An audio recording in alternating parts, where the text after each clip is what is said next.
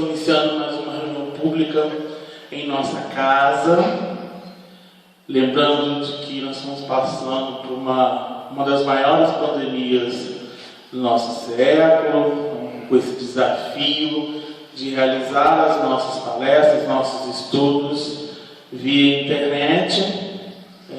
Nós temos a nossa página do Facebook, todo domingo às 9 horas e também às quartas-feiras às 9h30.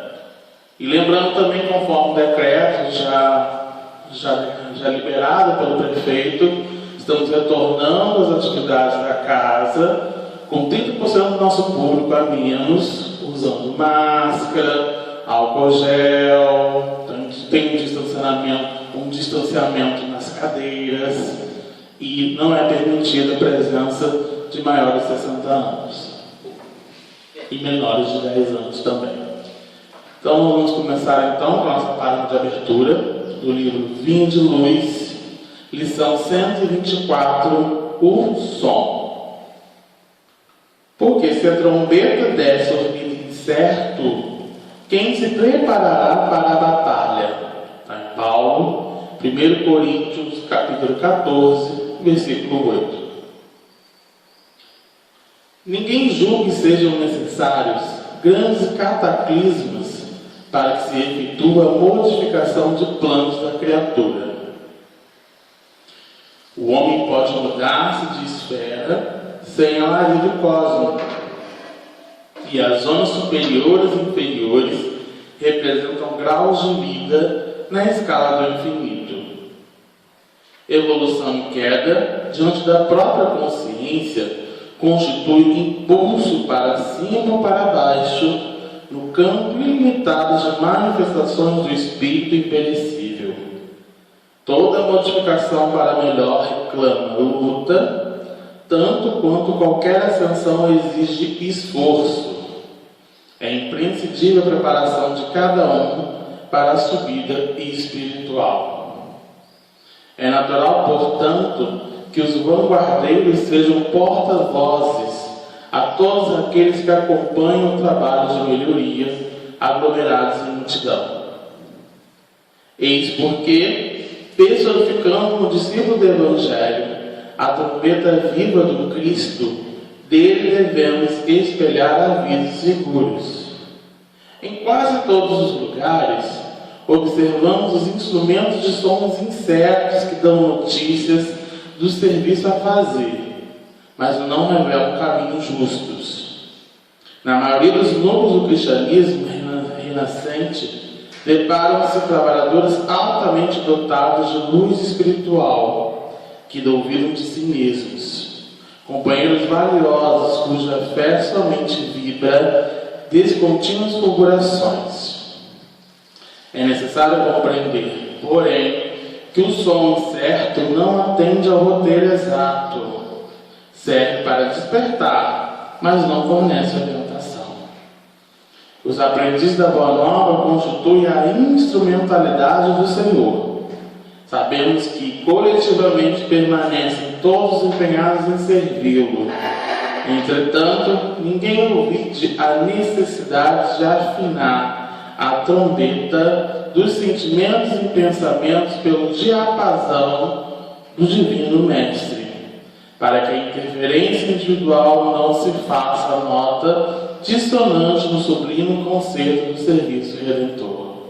Então a página nos convida a refletir, ela fala muito de vivência, tema central da nossa irmã de hoje, que ela fala que toda modificação nossa reclama luta, e qualquer tipo de ascensão reclama também qualquer tipo de esforço, exige esforço, né?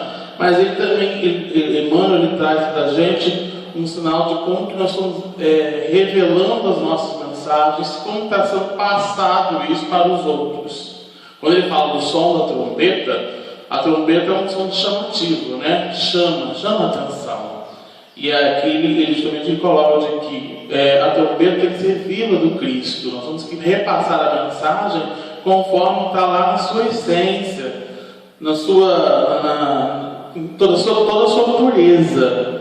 E aí ele fala de que quando esse som é incerto, ele não atende o roteiro exato, né? Ele causa dúvidas interpretações. É o chamado de fake news, né? A gente espalha fake news lá, ou a notícia que a gente não checou, que a gente não analisou, não observou, e acaba divulgando uma coisa que é infundada, ou está faltando alguma coisa ainda a melhorar, né? Paulo costuma sempre dizer: examinai tudo, mas retém para o bem. Vamos observar para o bem.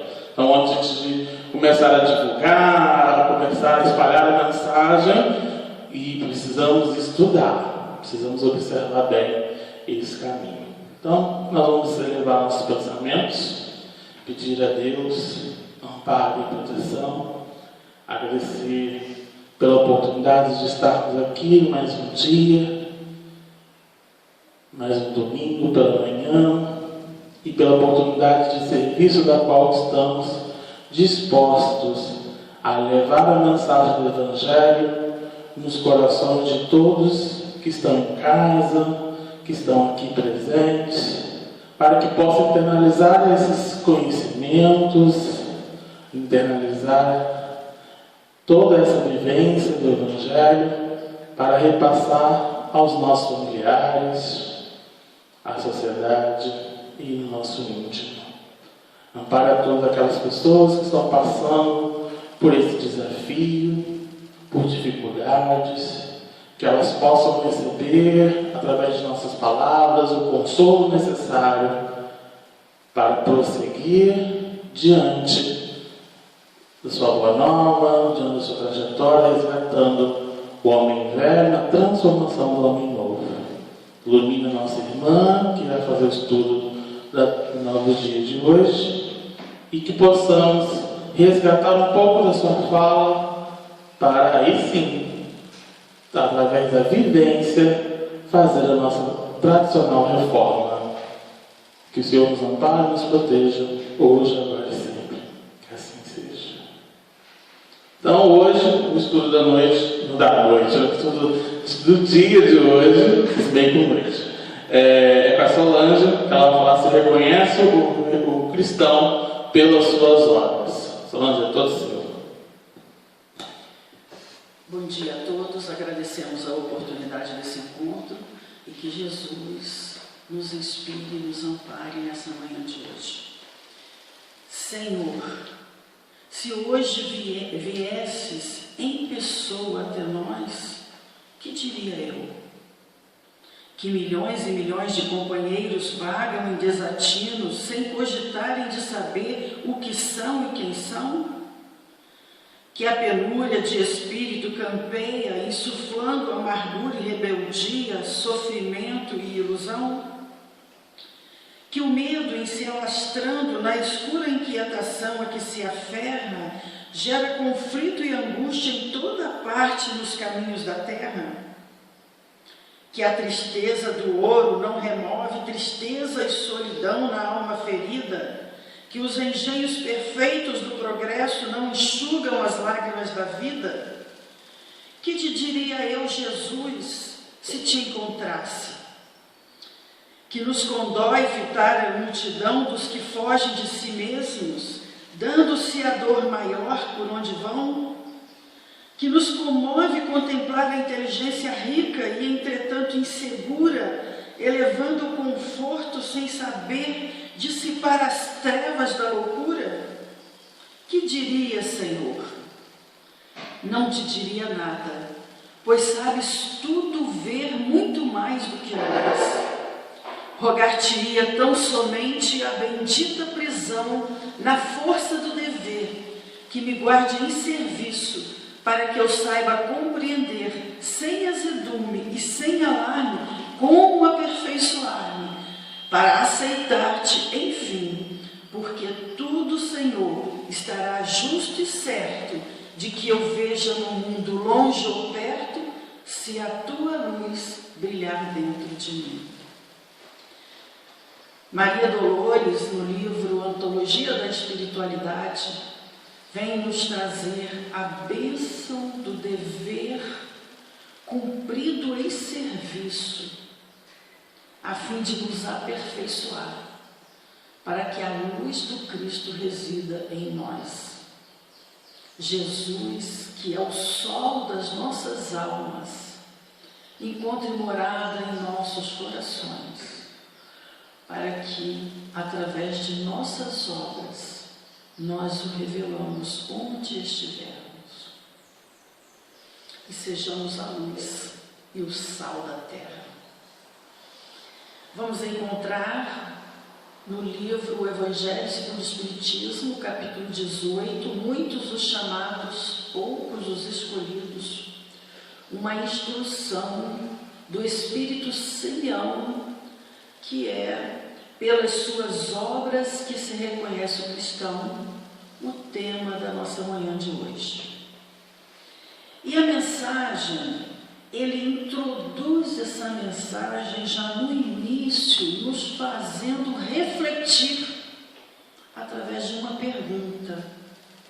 Será bastante trazer a libré do Senhor para ser fiel servidor seu? Bastará dizer sou cristão para que alguém seja um seguidor do Cristo? Então ele está nos dizendo da aparência exterior. Libré é um tipo de vestimenta. Bastará nós termos um tipo de vestimenta para nos dizer cristãos? Pelas nossas palavras, pelo que nós falamos, pelos discursos bonitos, nós estamos mostrando que somos cristãos? E ele mesmo responde: procurai os verdadeiros cristãos e os reconhecereis pelas suas obras. Uma árvore boa não pode dar bons frutos, e uma árvore má não pode dar bons frutos. Toda árvore que não dá bons frutos é cortada e lançada ao fogo, conforme as palavras do Senhor, Mestre, que estão registradas em Mateus, capítulo 7. Então, nessa passagem, Jesus nos compara a uma árvore. E o fruto desta árvore são as nossas ações. Nós vamos encontrar no Evangelho algumas passagens que faz referência sobre essa árvore. Por exemplo, a parábola da figueira estéril. A figueira é um símbolo, na época, em Jerusalém, era um símbolo, de produção, de produtividade. Então se falava muito da figueira, tanto que tem a parábola da figueira estéril.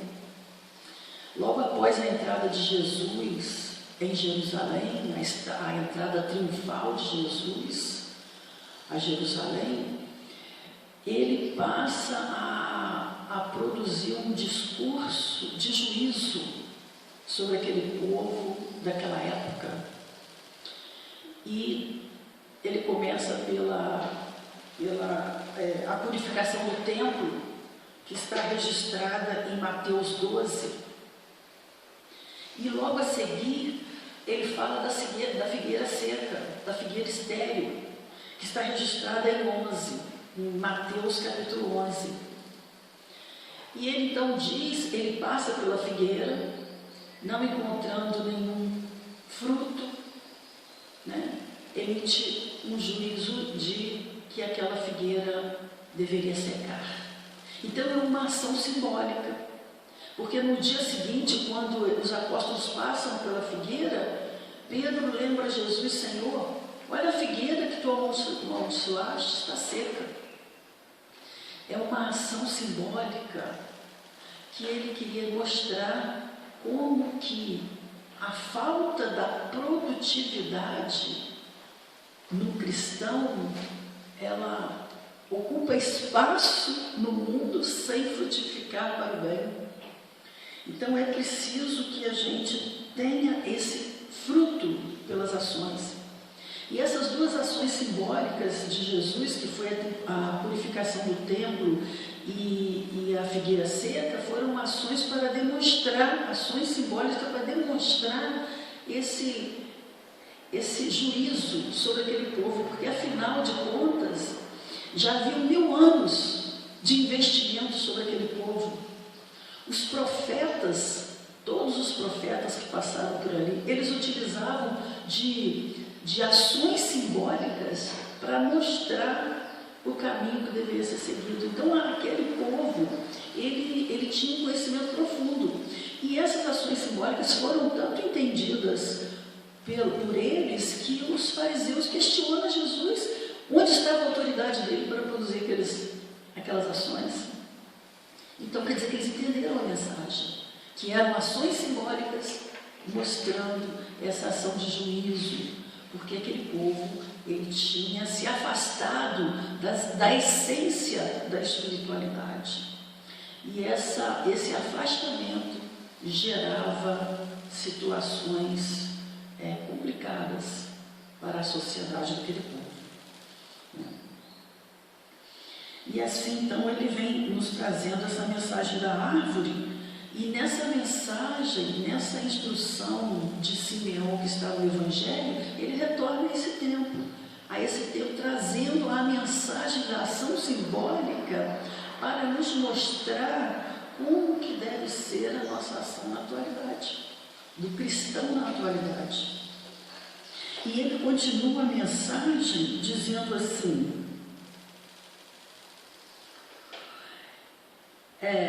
são do Mestre essas palavras, discípulos do Cristo, compreendei-as bem.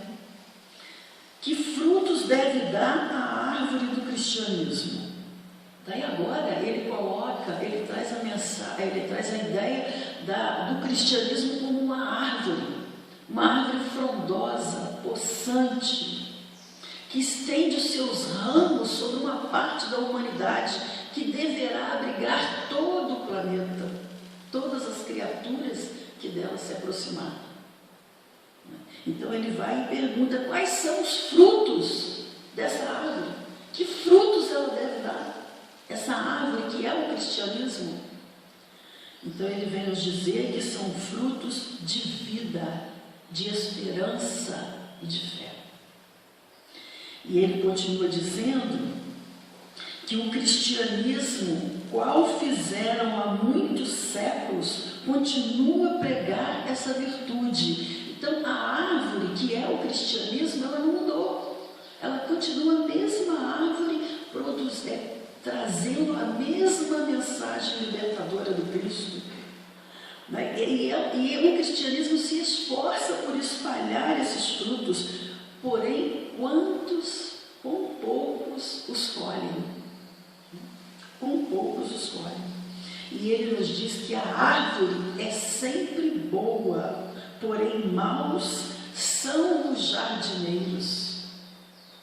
Entenderam de moldá-las pelas suas ideias. Veja bem, o cristianismo sendo moldado pelas ideias dos jardineiros dessa árvore, ou seja, pelos nós cristãos. E quando nós vamos verificar a história, fazendo um breve resumo da história do cristianismo na Terra, nós vamos encontrar os primeiros 300 anos após a partida do Mestre, onde os cristãos são perseguidos, duramente perseguidos.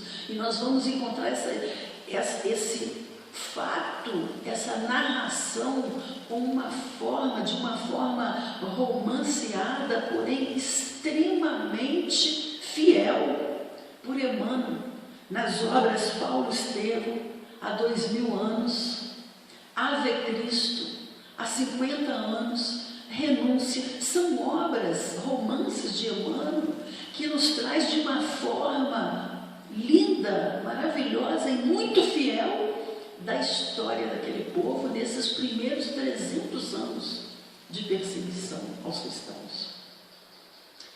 Em 313, foi um documento promulgado pelo imperador Constantino, chamado Édito de Milão. Nesse documento, ele assegurava tolerância e liberdade ao culto aos cristãos. O culto dos cristãos proibia a perseguição aos cristãos. Isso em 313. Em 392, a religião cristã se torna a religião oficial de Roma. E aí foi um longo caminho, onde em 1054 aconteceu uma disputa conhecida com o nome de o Cisma do Oriente. O Império Romano era muito extenso, então havia uma concentração da Igreja no Oriente e uma concentração da Igreja no Ocidente. Por causa das questões geopolíticas, por causa da distância de uma série de coisas, essas igrejas ficaram um pouco afastadas e cada um começou a ter determinados cultos, de forma que uma contradizia a outra. E nesse cisma do Oriente houve a divisão dessa igreja, entre a igreja do Ocidente e a igreja do Oriente. A Igreja Católica Apostólica Romana, com sede em Roma, e a Igreja Católica Ortodoxa, com sede em Constantinopla, hoje Istambul. E até hoje elas estão nessas condições. Nós vamos ver que em fevereiro de 2016, foi o primeiro encontro, 2016, mais de 1000 anos depois, foi o primeiro encontro onde os representantes dessas igrejas, o Papa Francisco e Cyril, que é o representante da Igreja Ortodoxa, se encontram para um diálogo de aproximação das igrejas. Por série de questões de perseguição aos cristãos, que ainda ocorre em várias regiões, né? E a gente viu até alguns vídeos na televisão. Por conta disso, então houve esse encontro. Foi a primeira vez que eles se reuniram. E um diálogo para que eles se aproximem. Então existem algumas coisas na Igreja Católica que a Ortodoxa não aceita, e existem algumas coisas na Ortodoxa que a Igreja Católica também não aceita, e eles então estão buscando um diálogo de aproximação para fortalecer o movimento católico no mundo.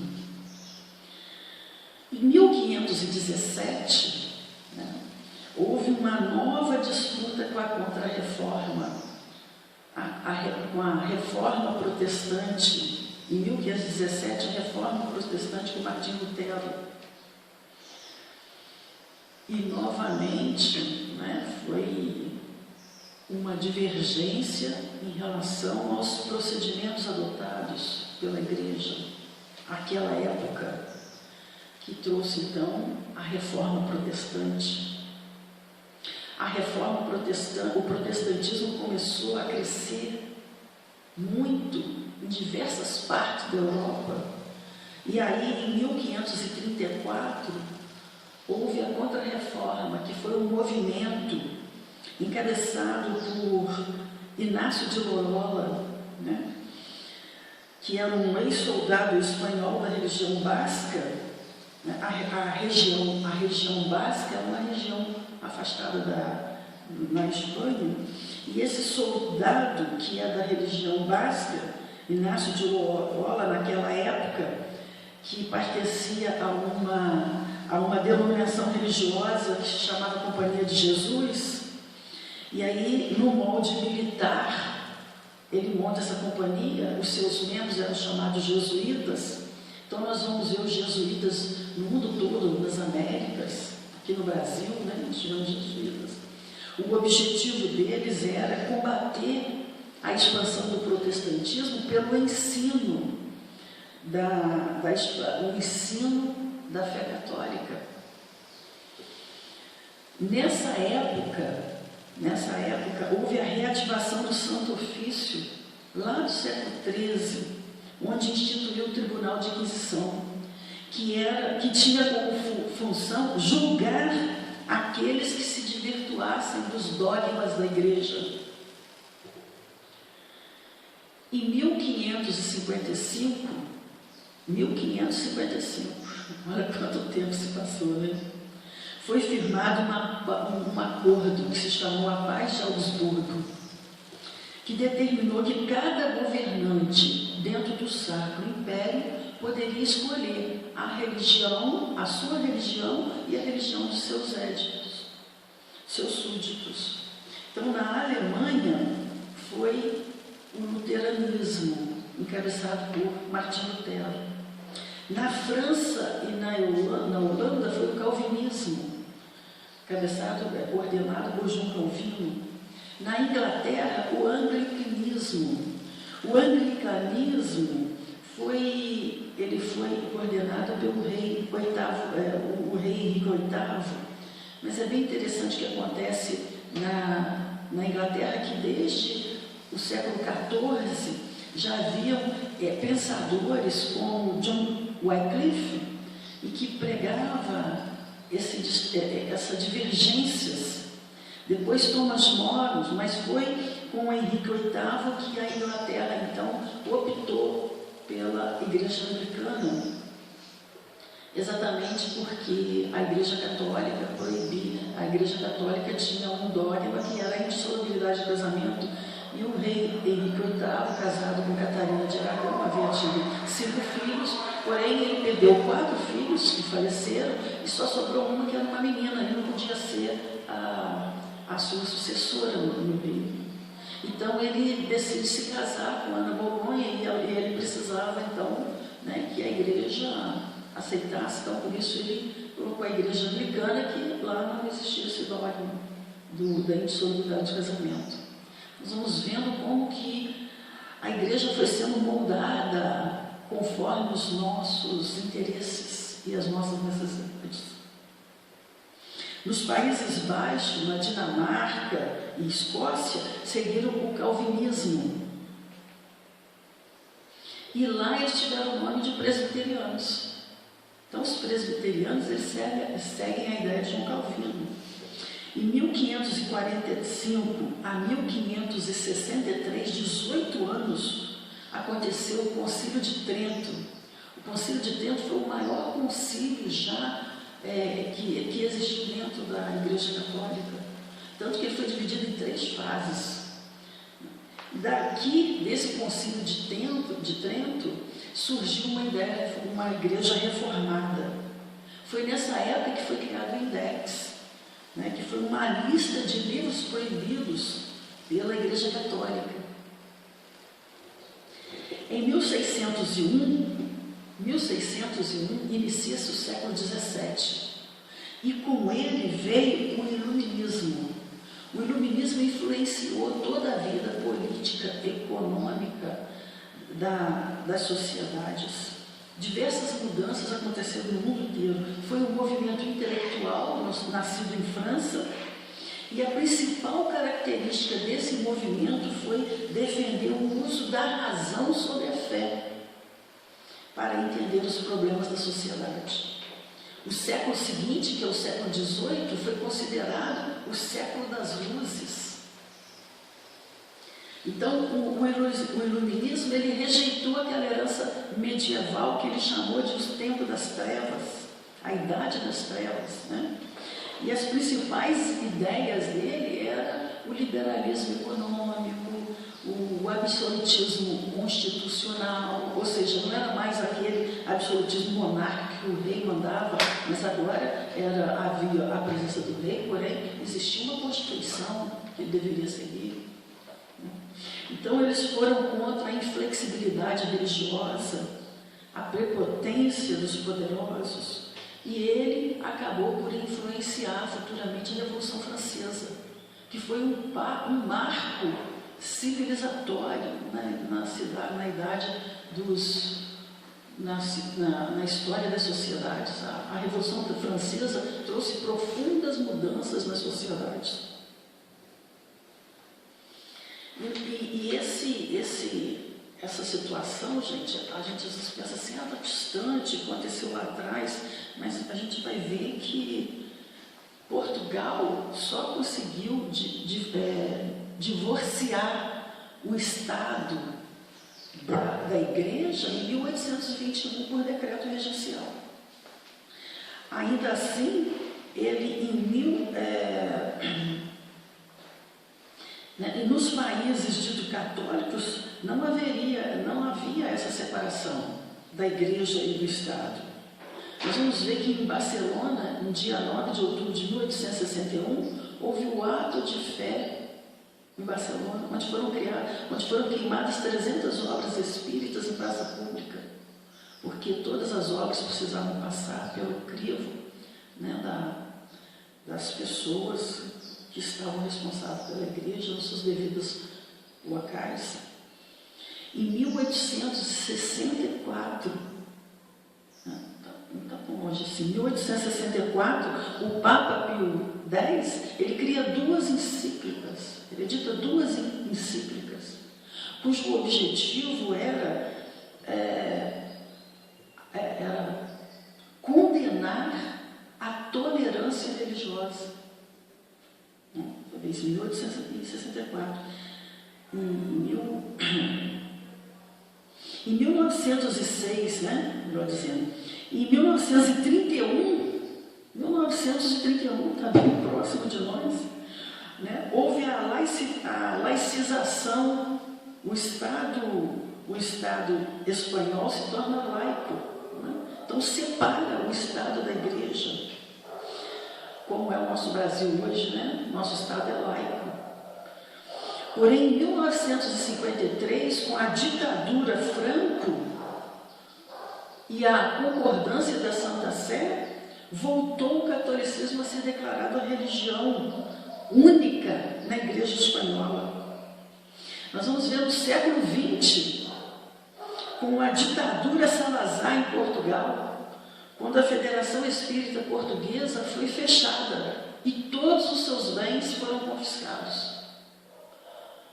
Então, quando nós voltamos aqui para a nossa mensagem, que está lá no Evangelho, e o Espírito Simeão diz, né, que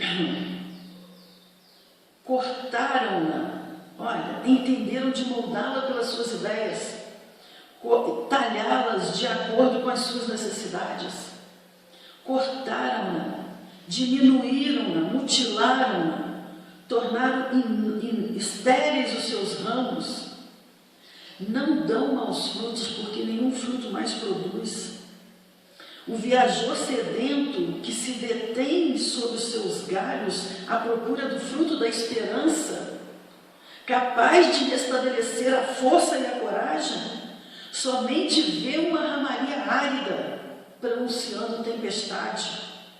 Em vão pede ele o fruto de vida, a árvore da vida. Caem em folhas secas, tanto as remexeu a mão do homem que as crestou, esturricou, queimou. Nós vamos encontrar Jesus quando ele diz: se me amais, guardai os meus mandamentos, e eu rogarei ao Pai, e ele vos enviará outro Consolador, a fim de que fique eternamente convosco. No final da explanação de Kardec, ele nos diz: assim o Espiritismo realiza o que Jesus disse do Consolador prometido. Conhecimento das coisas, fazendo que o homem saiba de onde vem, para onde vai e por que está na terra. Atrai para os verdadeiros princípios da lei de Deus e consola pela fé e pela esperança. Então o Espiritismo nos traz essa mensagem renovadora de que a nossa pátria não é aqui, não é o mundo material, que tudo que nós vemos está morrendo ou irá morrer, e nós iremos partir daqui, levando conosco o nosso único tesouro, que são as obras que nós fizemos em benefício dos nossos irmãos que sofrem, dos nossos irmãos que nos buscam, dos nossos familiares, em busca de nós mesmos, conhecendo-nos, conhecendo os nossos limites, para conseguirmos ampliar esses limites e um dia sermos luz onde estivermos. Então, o Consolador prometido consegue trazer essa mensagem com Kardec, com a codificação espírita. E o que nós precisamos ter cuidado hoje, os cristãos novos? Cuidado para não desvirtuarmos a mensagem espírita. Sermos fiéis à essência do espiritismo. Temos visto diversas circunstâncias querendo atacar esta árvore, trazer para junto dela a podridão que existe ainda em nossos corações egoísticos e vaidosos de poder. Precisamos ter cuidado, porque a árvore da vida, ela deverá dar frutos de vida, de esperança e de fé.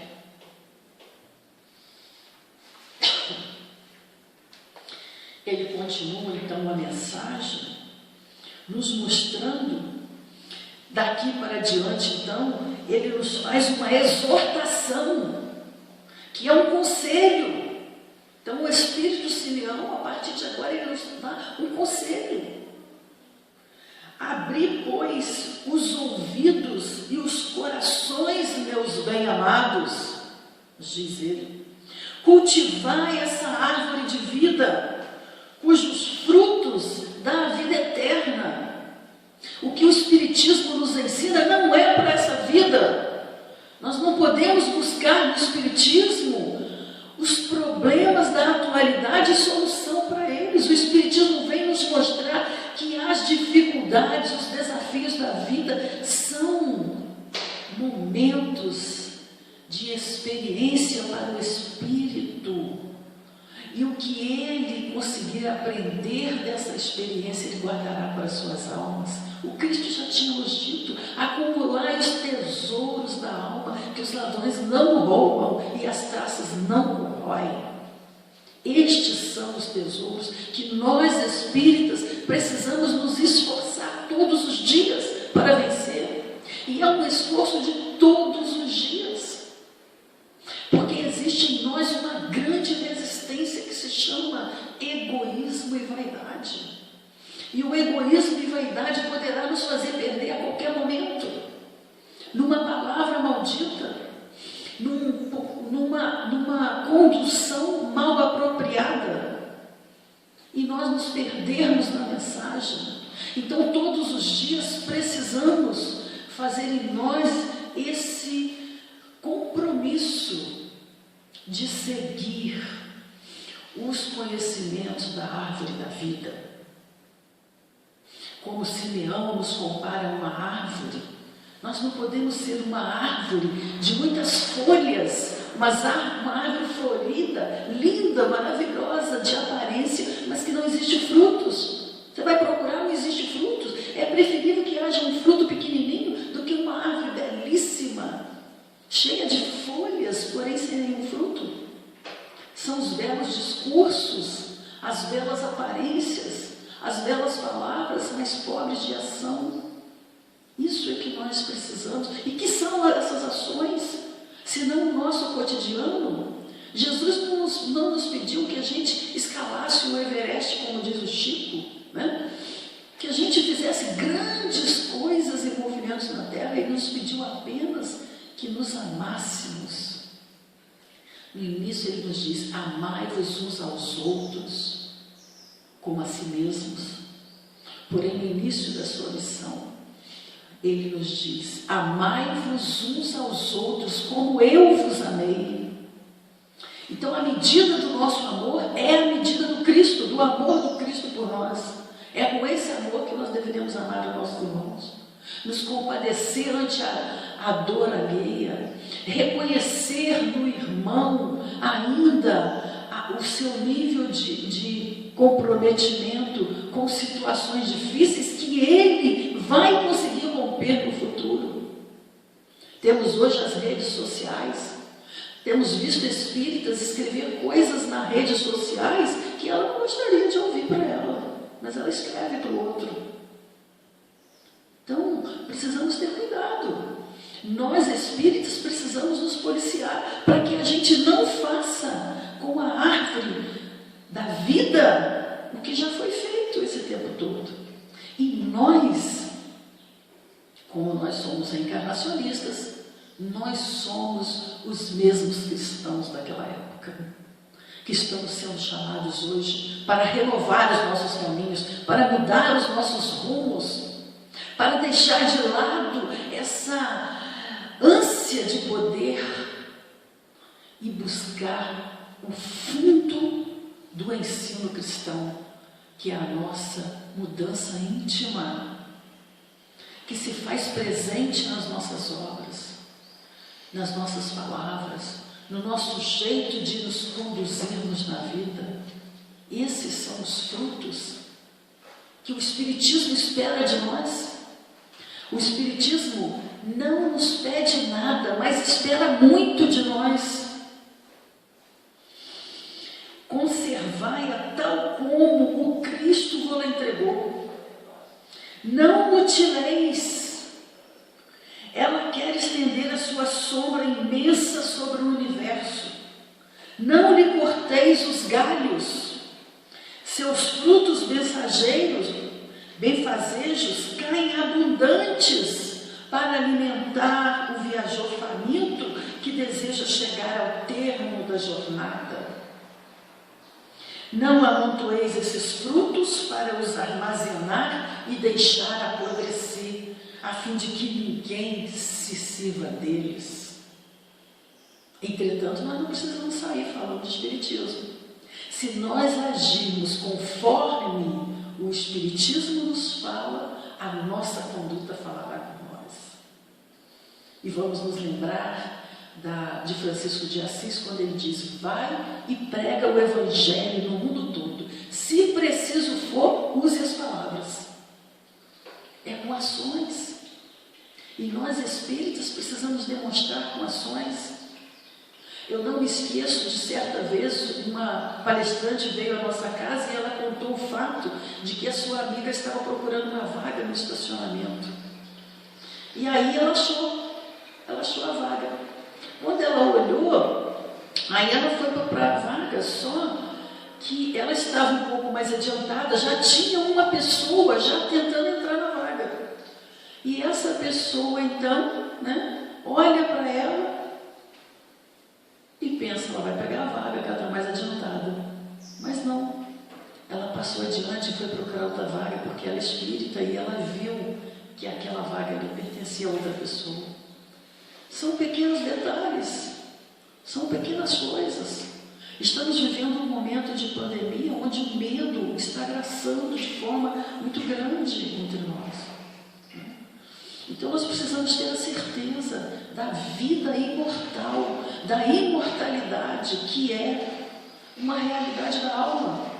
Estamos aqui provisoriamente vivendo experiências para o nosso crescimento. Temos horário de chegada e horário de partida dessa estação. E se chegar o nosso horário, nós vamos pegar o trem que estiver ali. Poderá ser a Covid, poderá ser uma gripe, poderá ser um infarto, seja lá qual for. Nós embarcaremos para a viagem da terra imortal, que é a pátria espiritual, o nosso verdadeiro lar. É de lá que nós viemos, é para lá que nós voltaremos. Estamos aqui provisório. Tudo o que nós amealharmos aqui, ficará aqui, a não ser os tesouros da alma. Por isso, aproveitemos essa experiência que os céus nos traz, para renovar em nós a nossa fé, a nossa certeza nos princípios espíritas, a nossa certeza na imortalidade da alma, a nossa certeza na proteção e no amparo de nosso Senhor Jesus Cristo, que nunca nos deixou, nunca nos abandonou, nos dizendo que estaria conosco até o último dia. Então Jesus está presente no meio de nós. É que assambarcadores do pão da vida, como há os do pão material. Não sejais do número deles, Não sejais do número dos assambarcadores do pão da vida. A árvore dá bons frutos. Não sejais do número deles. A árvore que dá bons frutos tem que dar os frutos para todos. Isso também é outro detalhe. Nós vamos produzir o bem para todos. Não adianta produzir o bem só para mim, para minha família. O bem é para todos. As nossas ações devem auxiliar a todos, indistintamente.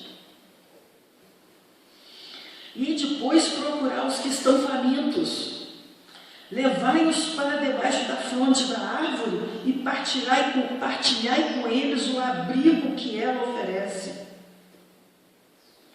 Através das nossas ações, vamos multiplicar o conhecimento espírita, dando testemunho da nossa fé e das nossas atitudes. Não se colhem uvas nos espinheiros. Meus irmãos, afastai-vos dos que vos chamam para vos apresentar as sarças do caminho.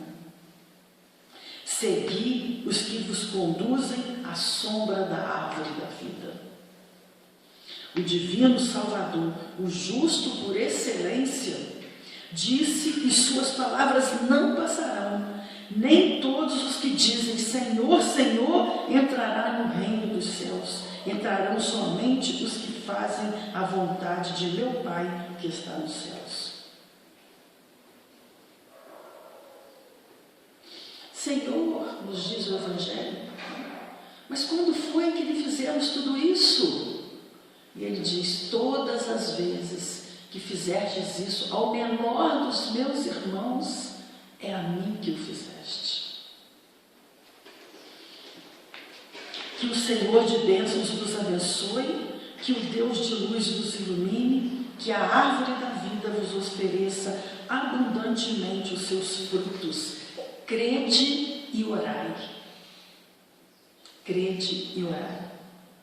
Vigiai e orai, para não cairdes em tentações, nos ensinou Cristo.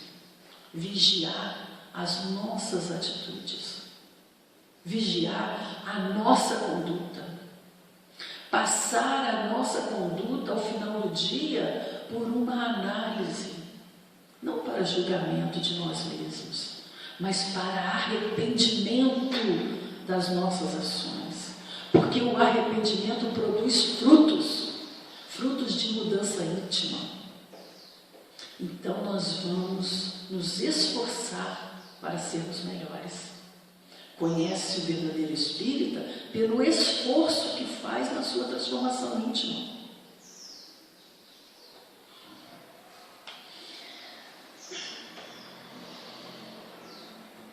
Tem um conto que está em Contos e Apólogos do Irmão X, que se chama O Encontro Divino. Ele conta a história de um cavaleiro, D'Arsonval, que era um valoroso senhor em França, à época feudal, onde ele se ausentou do seu domicílio por questões políticas e logo a seguir, em seu cavalo, ele encontra um pedinte de mãos elevadas ao céu, de úlceras no corpo, e como ele tinha questões a resolver, joga-lhe uma bolsa farta e segue viagem. Depois de um certo tempo, ele retorna ao lar e demanda para a Espanha. Tinha problemas para resolver em missão a amigos na Espanha. Saindo de casa, ao longo do caminho, encontra novamente aquele pedinte, ulcerado, levantando-lhe as mãos, pedindo socorro. Ele acha estranho aquela pessoa, mas ele tinha compromissos. Então ele joga um pequeno brilhante para esse pedinte e segue viagem. Tempos depois, retornado ao lar, Ele precisa sair para fazer uma viagem à Inglaterra. E agora ele vai para resolver problemas da organização doméstica. E ao sair de casa, pelo caminho, no mesmo lugar de sempre, encontra aquele pedinte, clamando o seu auxílio. Ele arranca do chapéu uma joia estimada e joga para aquela pessoa. Arremessa para ele a joia e segue adiante. Decorrido alguns meses, retornado à casa, ele sai numa viagem em direção ao porto, em busca de empréstimos, precioso empréstimo, destinado à própria economia. A economia doméstica dele estava entrando em colapso e ele sai em busca de empréstimo. Quando chega, pega o seu cavalo e sai a caminho, encontra novamente aquele pedinte a levantar os braços, o cerado, semblante triste. Ele, extremamente dedicado à caridade, não hesita, despe um fino manto e entrega-o de longe àquele, receando o contato, àquele pedinte. Depois de 1 ano, ele vai a Paris invocar socorro das autoridades e é novamente defrontado por esse Lázaro no caminho, com as feridas doloridas. O castelão atira-lhe um gorro de alto preço e segue viagem. Mais adiante, passados-se os tempos, ele sai em comitiva festiva, porque ele ia numa expedição de Godofredo de Bouillon, na cruzada, para libertar os lugares santos. E sai feliz, encontra novamente o pedinte. E Sandoval lhe dá então um farnel e segue viagem. Na Palestina, Dan Sandoval combateu valorosamente, caindo ferido nas mãos dos adversários. Foi torturado, preso, combalido. Anos se passaram, sua aparência mudou. Depois de muito tempo, ele retorna ao lar. Chegando lá, encontrou a esposa casada com outro, pois havia a notícia de que ele estava morto. Os filhos não o reconheceram e, ao solicitar auxílio, os filhos soltam-lhe os cães para cima dele. Então ele sai triste, pelo mesmo caminho que sempre havia feito, agora andando, combalido, triste, sem saber o que fazer nem para onde ir. E eis que ele se encontra novamente com aquele pedinte. Avançada, relembrou a passada grandeza e atentou para si, qual se buscasse alguma coisa para dar. Contemplou o infeliz pela primeira vez. Devia ser seu irmão. Abriu os braços e caminhou em direção a ele, tocado de simpatia, como se quisesse dar-lhe o calor do próprio sangue. Foi então que, recolhido no regaço do companheiro que considerava leproso, ouviu as sublimes palavras: Dan Sandoval, vem a mim. Eu sou Jesus, teu amigo. Quem me procurava no serviço ao próximo, quem me procura no serviço ao próximo, mais cedo me encontra. Enquanto me buscavas à distância, eu te guardava aqui tão perto. Agradeço o ouro, as joias, o manto, o agasalho, o pão que me deste. Mas há muitos anos estendia os meus braços, esperando o teu próprio coração. O antigo cavaleiro nada mais viu senão vasta senda de luz entre a terra e o céu. Mas no outro dia, quando os semeadores regressavam às lides do campo, Sob as claridades da aurora, tropeçaram no orvalho caminho com um cadáver. Sandoval estava morto. Jesus espera por nós, de braços abertos, para que possamos nos reunir a Ele, nessa grande vitória do bem sobre o mal, na terra, que estamos prestes a colher os frutos da transição planetária para um mundo de regeneração. Jesus nos aguarda, que Jesus nos abençoe e nos ampare, agora e sempre. Muito obrigado, que Jesus esteja conosco.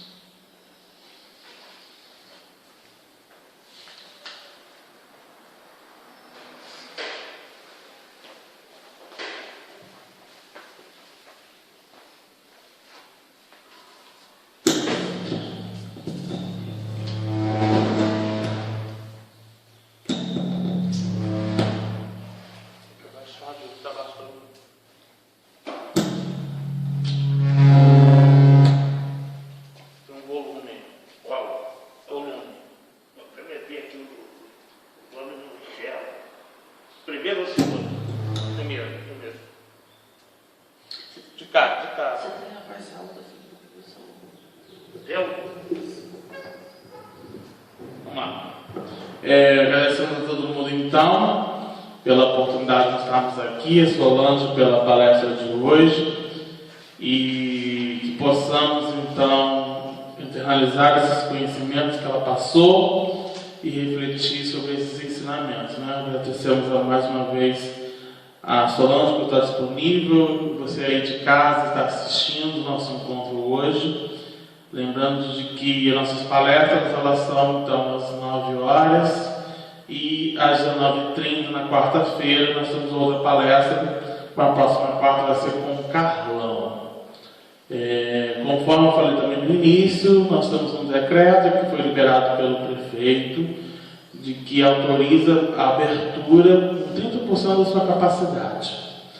E dentro dessa abertura, todos os que estão aqui presentes têm que estar munidos de máscara, né? Nós temos um distanciamento entre as cadeiras, as cadeiras elas têm um espaço para não ter esse contato. E tem uma limitação de que não é permitido menores de 10 anos e maiores de 60 anos. Então, nós vamos encerrar nossa palestra pública, agradecendo a Deus pela oportunidade de estarmos aqui hoje reunidos e que possamos, através desses ensinamentos repassados pela nossa irmã de hoje, internalizar em nossos corações para que possamos colocar em prática na vivência cristã com os nossos familiares, com a sociedade e com o nosso íntimo. Ampare a todos os nossos irmãos que estão passando por limitações, que possamos vibrar para todos aqueles que estão necessitando desse momento de consolo e que as palavras dadas hoje possam ser elementos de força para prosseguir em frente em direção ao caminho que todos vão caminhar diante do nosso aprimoramento moral, nosso aprimoramento íntimo, de seres cada vez melhores. E encerrando, vamos orar a oração de que Jesus nos ensinou. Pai nosso que estás no céu, santificado seja o vosso nome. Venha a nós o vosso reino. Que seja feita a vossa vontade, assim na terra como no céu. O pão nosso de cada dia nos dai hoje. Perdoai as nossas ofensas, assim como nós perdoamos a quem nos tem ofendido.